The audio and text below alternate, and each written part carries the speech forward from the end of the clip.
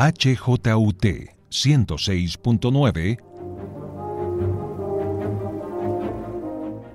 Cartografías editoriales.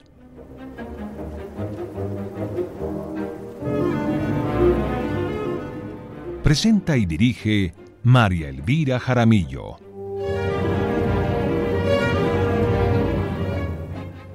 Una presentación de Siglo, las formas del pensamiento.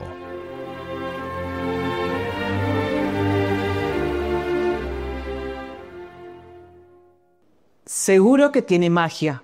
Debe ser así. De alguna manera logra reunirnos, nos obliga a leer en voz alta y pocos segundos después una serie de palabras se convierte en risas. El orden ya no importa y la neutralidad tampoco. El diccionario, capaz de aclarar e inmortalizar significados, comienza a adquirir nuevos atributos, nuevos poderes. Otra, piden quiénes son los espectadores de esta magia. Y la otra llega de la B, de la E, de la J y de la Ch. La CH nunca puede faltar. La Ch que estremece, que nos hace dudar. Y de una voluntad caprichosa o corchadora, de un BAC a otro BAC, se atraviesa el tiempo, las localidades, las clases sociales y el origen. Se abre entonces un territorio, un pasado y ojalá un futuro cada vez más amplio y posible. Más de una década después, queda claro que no es un truco, que no nos está cañando. Tiene el don de la adaptación y de la vida entre generaciones. Los conjuros detrás pueden ser uno o muchos. Es difícil saberlo. Pero lo que sí es indispensable en el encanto de estas páginas es la ironía, el rigor, los años de investigación y el humor. Ahora las imágenes también son definiciones. Ahora las historias emergen de una foto, de un recuerdo y de la nostalgia. Imágenes de una ciudad. Refranes que evocan familia y amistad. Expresiones que son de cientos y de miles. El lenguaje que habitamos y que nos habita. Esta es la magia detrás de las 4 ediciones de una publicación de la editorial del IDPC, del Instituto Distrital de Patrimonio Cultural. Este es un viaje de encuentros en la comunicación. Es la búsqueda del reflejo de la identidad y de las relaciones. Este es un recorrido contra el olvido y el prejuicio. Esta es la ruta del bogotálogo. Usos, desusos y abusos del español hablado en Bogotá.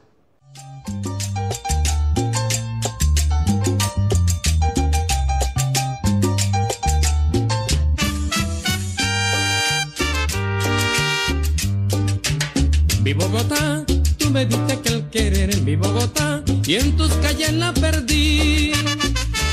Y de mi pueblo vine a buscarla en todas tus calles llenas de amor y en tus rincones que... En Bogotá se esconde la magia de un entramado de palabras espléndidas, escribió el mago, el autor, en la última explicación no pedida del bogotálogo. Por eso en este recorrido nos acompaña Andrés Ospina.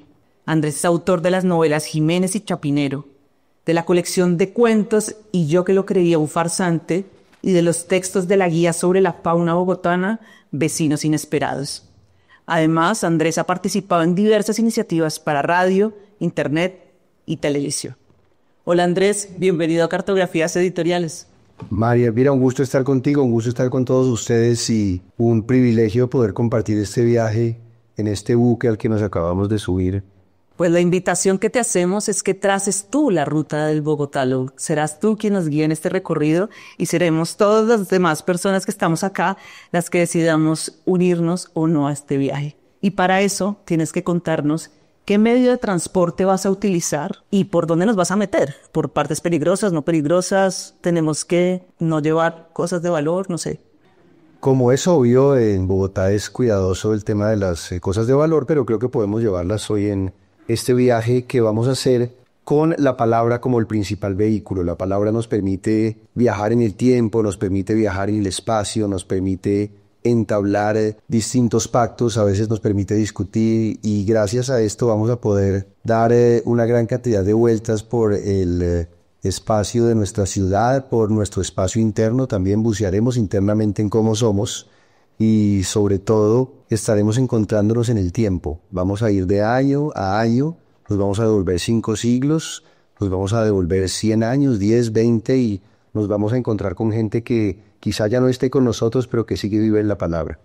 Yo creo que hay algo muy interesante de lo que dices y es, vamos a recorrer la ciudad a través de la palabra, pero no estamos hablando de vamos a encontrarnos con la gente que nació en esta ciudad, sino cómo la palabra se convierte en un organismo vivo de quienes habitamos esta ciudad. Y yo quisiera que habláramos un poco de esto, sobre si el bogotálogo le pega a las personas que nacieron acá o las que construimos todos los días esta ciudad.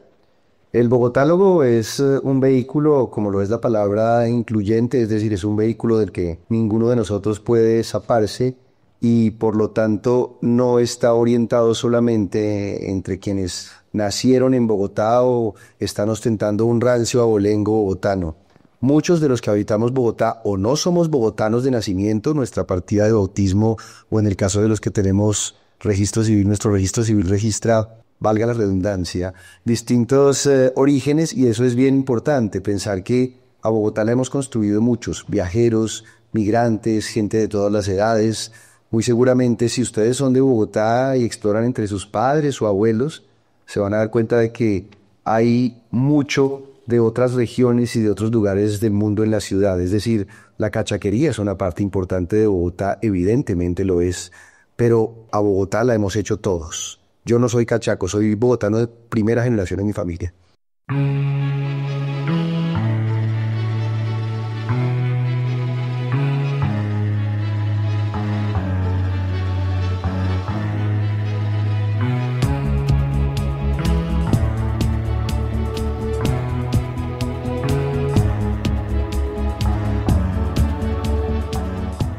Bueno, estamos de viaje con Andrés Ospina, autor del Bogotálogo.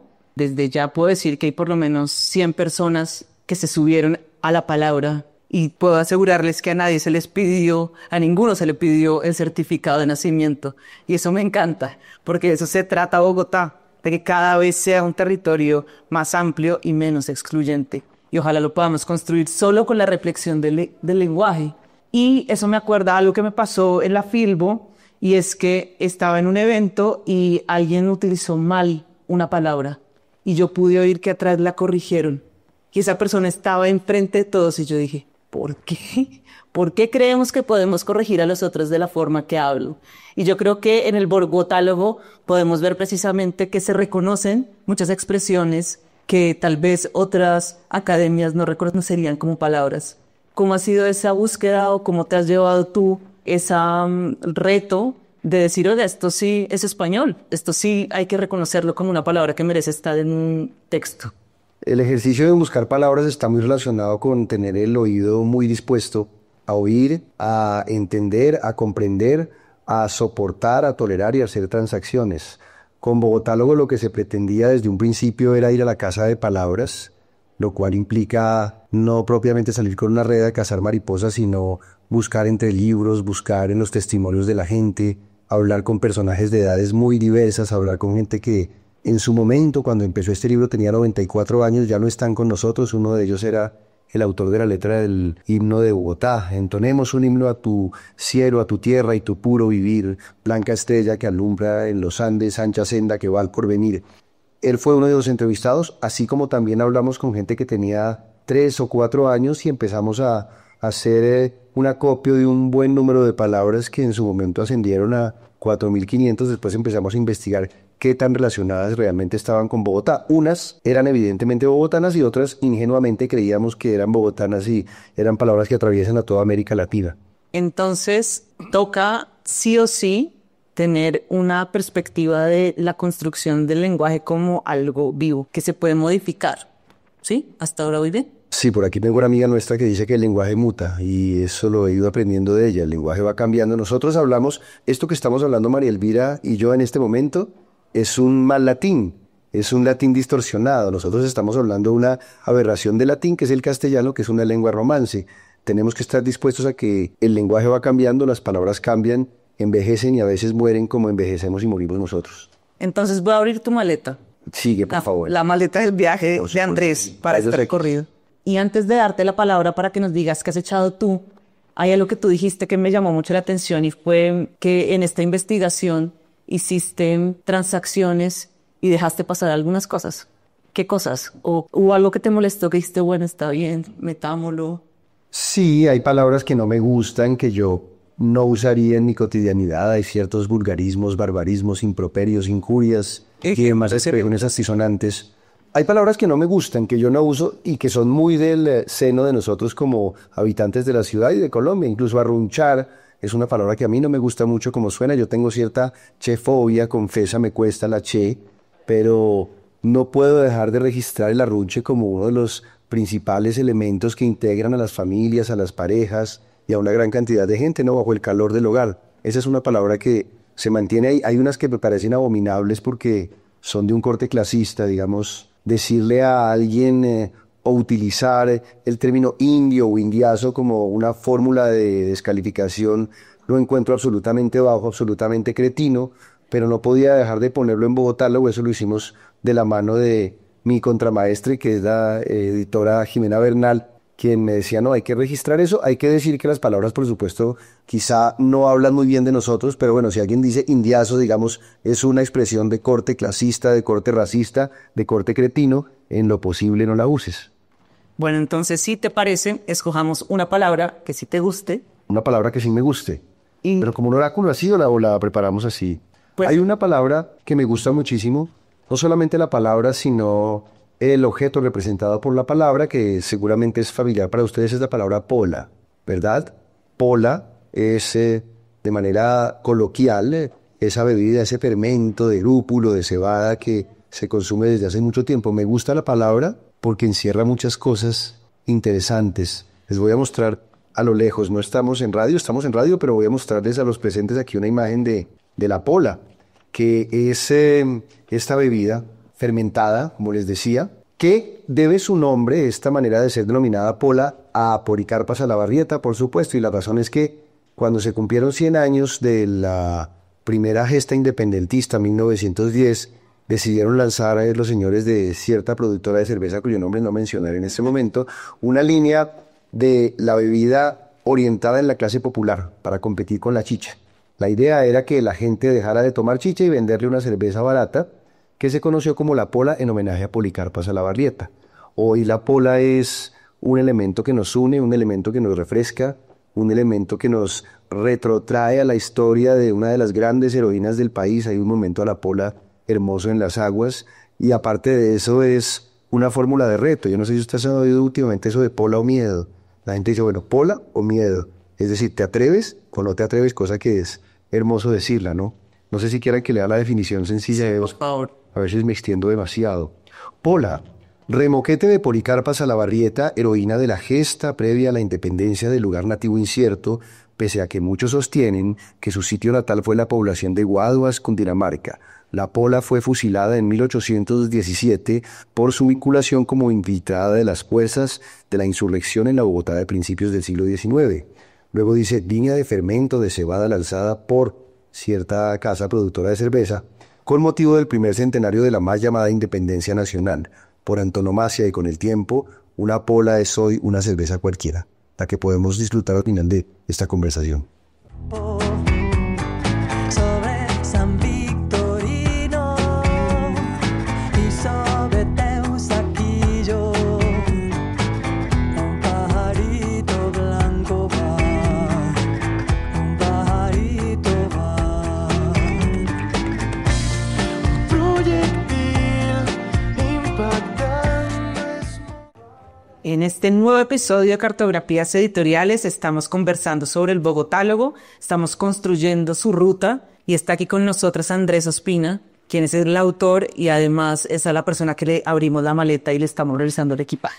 Entonces, ya hablamos de algunas palabras que no te gustan, echamos unas que nos encantan a todos, porque pola además tiene algo muy cariñoso detrás, ¿no? Uno no se toma una pola con cualquiera y después sí nos tomaremos todos juntos una pola. Ahora quisiera que nos contaras qué echaste tú. Yo ya eché una cosa.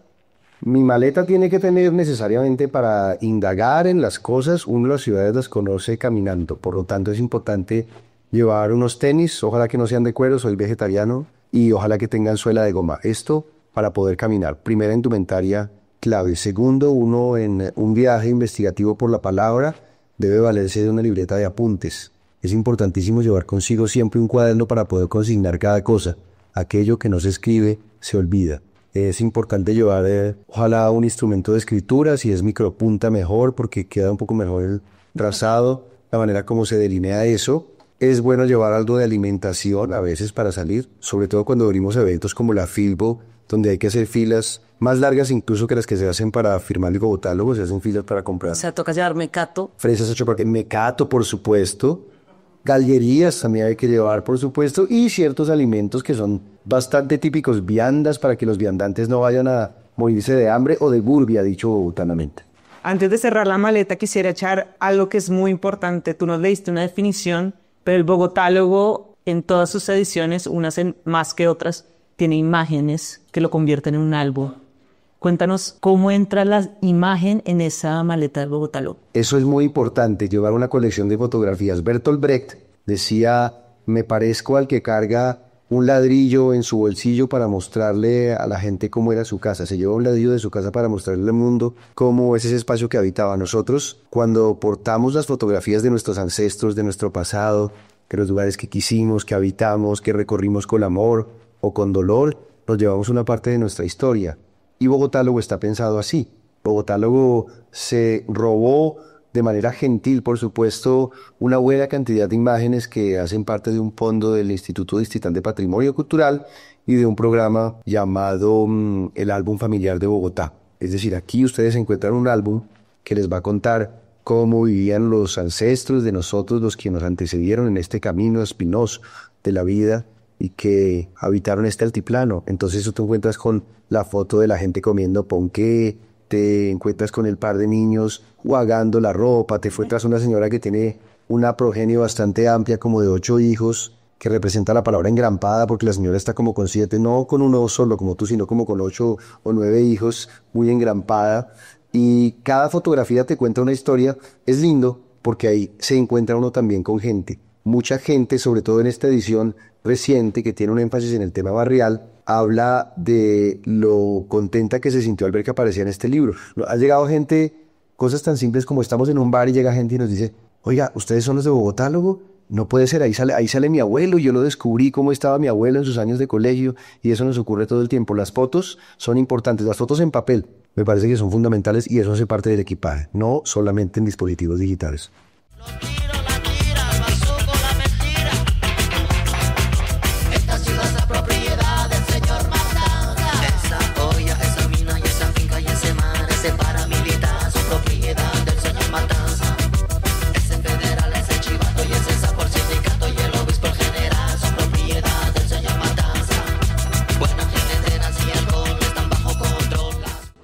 Hoy vamos de viaje con Andrés Ospina, estamos conversando sobre el Bogotálogo. Andrés, en la primera edición del Bogotálogo, Eduardo Arias hace un texto en el que dice, de una forma muy acertada, que está seguro que esta publicación va a tener muchas reimpresiones y nuevas ediciones, porque está seguro que es un organismo vivo. Y eso ha ocurrido, tiene toda la razón. Entonces quisiera que hiciéramos 4 paradas en este recorrido por cada una de las ediciones. No podemos extendernos mucho, pero cuéntanos, tal vez en una frase, ¿qué tenía de especial cada una de estas ediciones del Bogotálogo? La primera, dicho en bogotano, era el SUTE, es decir, el chiquito de la camada, y estaba debutando y estábamos aprendiendo a hacer un diccionario. Dicho de una forma muy sencilla, era una edición ingenua y creo que muy cariñosa de algo que fue creciendo, pero estaba todavía germinando, ¿no? Era un organismo chiquitito, un chino, digamos, casi. ¿Y el segundo? ¿Qué pasó? El segundo primero pues ya había crecido un poco las finanzas, no estábamos luqueados, entonces ya podíamos hacer el libro con colores, porque el primero salió sin colores y... El primero es en azul y en rojo, ¿no? En azul y en rojo fue la época del oscurantismo, porque había una norma de la alcaldía de Bogotá que decía no se pueden hacer libros en varios colores, salió en 2 tonos. Este siguiente empezó a mostrar el color, llegó el Technicolor a los colorinches, recuerdo que lo pusimos engallado y a colorinches, decía en la pajilla. Y después llegó el bogotálogo cuando se volvió didáctico, ¿no? En el 3.0. En el 3.0 ya creíamos en la magia de la palabra, esa magia que tú estabas mencionando que me atribuyes a mí, que en realidad yo no tengo, pero la palabra sí la tiene.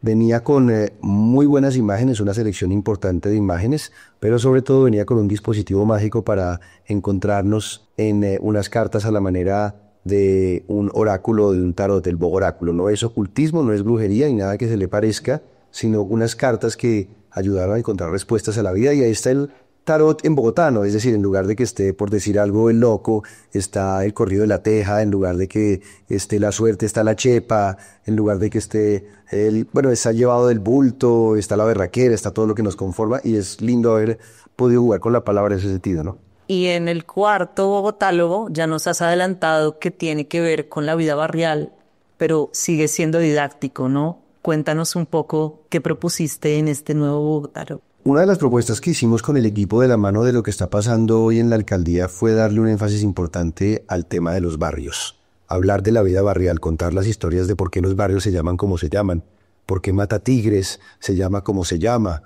por qué el CAN se llama como se llama, no es porque sea un perro, es el Centro Administrativo Nacional, o el CUAN, o porque hay barrios que han perdido su nombre como Sears, que hoy es Galerías, o porque hay un lago Gaitán donde no hay ningún lago y ahí queda Unilago, o qué cosas pasan alrededor de la M de Fernando Masuera. Hay muchos barrios Modelia, que a su vez Gomelia le dicen también, o porque a Fontibón en algunos espacios le dicen Fontibronx, o porque ocurren esas, o a Cedritos cariñosamente le dicen Cerditos. Entonces tratamos de pensar que estos barrios tienen historias. Cedritos no son solamente los cerditos, sino la hacienda del cedro. Y ahora le dicen también a Cedritos Cedrizuela. Cedrizuela. Que tiene que ver con la migración de las personas de que llegaron a Venezuela. Exactamente, y qué lindo eso también, se están incorporando palabras de Venezuela que están entrando, ¿no? Pronto diremos chamo, concha le vale y ese tipo de cosas, y las recibiremos con todo el amor en Bogotá. Y bueno, ¿y el juego? El juego, bueno, lo que pasa es que como ya estamos entrando en una edad provecta, digamos ya somos un poco seniles, empezamos a pensar que un juego de memoria puede ser una manera de evitar que nuestro cerebro comience a patinar con temas como el Alzheimer y demás, así que decidimos lanzar un juego de cartas que esta vez funciona como un memorama. Tú pones unas fotos, 2 fotos de un barrio de Bogotá, tú pones un conjunto de cartas y tienes que empezar por memoria a mirar qué lugar era en el pasado una determinada foto, qué lugar es en el presente y cómo haces 2 pares. Y así tu cabeza funciona un poco mejor, así nos evitamos un tanto los olvidos, la cuchez, ¿no? Las cosas que le pasan a uno cuando se encucha, dicho bogotanamente. Yo quisiera preguntarte, porque eso era parte del centro de esta conversación, y es que nos seguimos sorprendiendo de la convocatoria del bogotálogo, del cariño que despierta el bogotálogo. Hay gente, incluso el equipo de Ciblo, que los colecciona, o gente que te ha seguido a distintos eventos y que participa de la discusión. ¿Por qué crees que ocurre esto? ¿Cuál es la magia detrás del bogotálogo que puede tener que ver con el reflejo de la identidad, con el recuerdo? Hablaba con otra compañera de Siglo y decía, ay, esta es una palabra de mi papá, ¿no? Esas nostalgias también que están dentro de cada una de las palabras. ¿Qué crees tú? Creo que es la magia de la palabra misma, por un lado. El hecho de que podamos hacer tantas cosas, que tú puedas hablar con tus abuelos y que te cuenten historias, que puedas contarles historias a tus hijos, a tu futuro hijo o hija que nacerá en algún tiempo, le puedas contar cómo era esta Bogotá, a que nos podamos encontrar en la comida, en la fiesta, en la política, en aquellas cosas que nos frustraron, y sobre todo que el libro les pertenece a los que lo leen. El libro es para que cada uno se apropie, para que diga, no, esta definición no me gustó, no, yo no estoy de acuerdo, no, aquí me parece que están muy caprichosos, aquí faltó algo. Cuando logras producir ese efecto e invitas a la gente a jugar con algo, la gente lo toma como un dispositivo de juego. Luego la palabra diccionario es linda, pero yo creo que es más un juguete en términos bibliográficos, con todo el respeto que implica el hecho de jugar, como lo dijo Cortázar, ¿no? El juego es algo muy, muy serio. Cuando nos sentamos a jugar y a divertirnos, los libros funcionan, y afortunadamente eso ha pasado con Bogotá. Algo muy curioso y que tiene gracia es el tipo glaso que hay en Bogotá. Bien afeitaditos andan coqueteando desde San Francisco hasta la catedral. Mirando vitrinas, estos chicos pasan matando los ratos en la calle real, lanzando piropos a las empleaditas que muy juiciositas van a trabajar. Vamos llegando al final del recorrido y nos empieza a entristecer. pero tendría que preguntarte antes de despedirnos por las canciones que elegiste. Muy brevemente, cuéntanos qué tiene en común Manu Chao con Ala y con el señor que busca a la persona de la que se enamora en Bogotá. Y bueno, hay otra canción ahí que ya olvidé cuál era la otra. Todas son homenajes a la ciudad. La primera es muy barrial porque es un personaje al que se le pierde la novia o la novia se le juega. Yo no creo que se la haya perdido. Lo cachoneó, lo porneó y él dice la voy a buscar y se va a Cedritos, se va a Monserrate, se va al lago, se va a Chapinero a buscar a la novia. Es muy lindo. La segunda canción es de Troller y Arias, se llama Buses a todos los barrios. Es una canción que con un sonido de vocoder, así como de efecto dice Huicaní, Villas de Granada. La tercera canción es Altísimo. Es una canción de un proyecto de Héctor Buitrago que además es un símbolo de la Bogotá musical junto con Aterciopelados. Esto es de un proyecto que se llama Conecto y la canción se llama Altísimo. Es un pajarito que yo creo que es un copetón que va volando por varios lugares de la ciudad. Sobre Patio Bonito, sobre Ciudad Bolívar, un pajarito va volando. Y esta última es un homenaje, digamos, a los más arquetípicos cachacos. Ala, ¿cómo estás? La hizo un argentino que se llamaba Eduardo Armani. Curiosamente fue grabada en la Argentina. Y es una canción que nos muestra cómo el ala fue una parte de Bogotá. Hoy no somos tan cachacos, pero nos recuerda que eso también hace parte de la ciudad y que es un relato que hemos compartido, del que hacemos parte. Ya vendrán otras canciones en un futuro, seguramente contando otros barrios, otras urbanizaciones. Harán una seguramente para Colina Campestre u otros vecindarios con conjuntos grandes de vivienda. Bueno, yo creo que parte del el sentido de cartografías editoriales siempre es buscar preguntas que ocurrieron hoy en la vida cotidiana. Yo creo que lo más bonito sería salir a Bogotá y oír qué pasa, cómo habla la gente en Transmilenio, en las tiendas, cuando almorzamos en nuestra empresa o cuando compartimos con personas de otras generaciones. Yo creo que eso sería lo máximo. Además, podrían aterrizar en el Bogotálogo, en una definición, o podrían ir a su librería favorita a buscar el Bogotálogo, o podrían también buscarlo en plataformas digitales o en libreriasiglo.com. Si les gustó este viaje, que espero que sí, los invito a que sigan Cartografías Editoriales en todas las plataformas de podcast. Búsquennos así, Cartografías Editoriales. Estamos en Deezer, YouTube, Spotify. Y si quieren seguir conversando o que compartamos palabras que nos recuerdan a nuestra familia o nuestra niñez, estamos en redes sociales como @somosiglo. ¿Y tú, Andrés, cómo te encontramos en el mundo digital? Me encuentran como @elgrafómano en mis redes Instagram, X, que me estoy saliendo, y en YouTube tengo un canal, pero como @elgrafómano, ahí estamos y podemos hablar de palabras. Cuando quieran hablamos, charlamos, dialogamos, parchamos. Andrés, muchas gracias por hacer este recorrido por Gracias a ti. el Bogotálogo.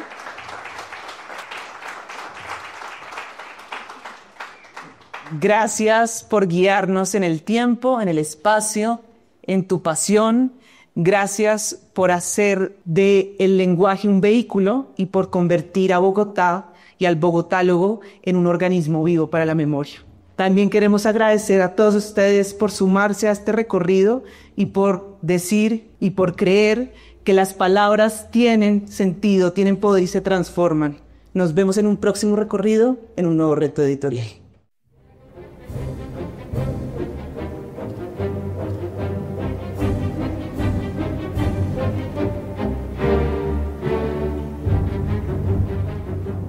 En la HJUT 106.9, Cartografías Editoriales.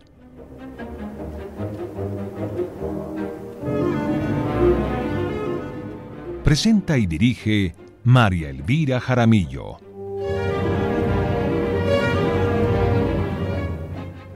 Una presentación de Siglo, las formas del pensamiento.